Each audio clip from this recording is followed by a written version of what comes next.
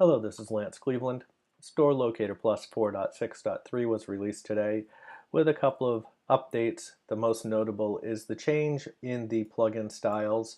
The Experience add-on was not updating the layout of the pages, so if you had a style that changed the layout to be a side-by-side layout, like the one you see here, it was not employing the layout changes on the page itself. The colors would change, but not the plugin style. So that's the biggest fix in version 4.6.3.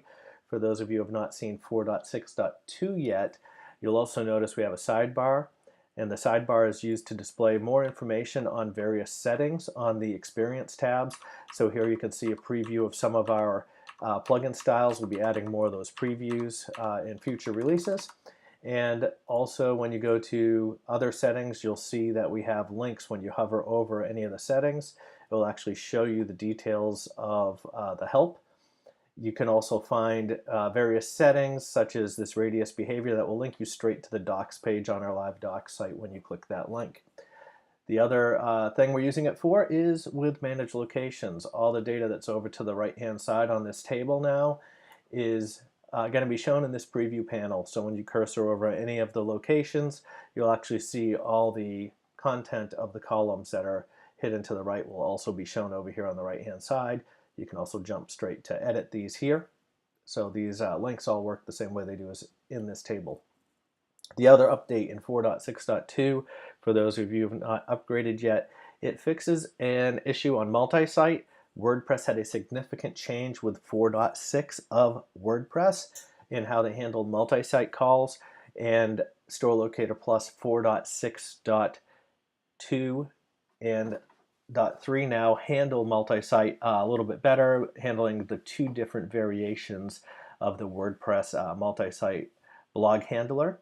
So we had to add a bunch of different code in different places to check whether you're running version 4.6 of WordPress or an older version of WordPress.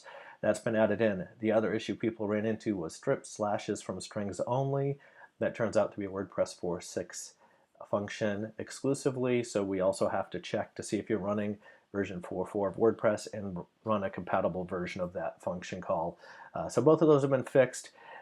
There's also some other updates in Store Locator Plus to work better with the various add-on packs, Power, Premier, and Experience in this release, as well as updates that are working with the My Store Locator Plus SaaS product.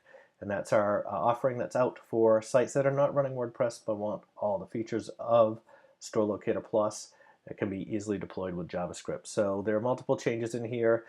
You'll also see things like this which come from the My Store Locator Plus UX created by Devrix being ported back into the base plugin as we clean up some of the look and feel and clean up some of the functionality and other issues that we've had with the UI and UX, both on the admin side and the user interface. As always, thank you for supporting Store Locator Plus.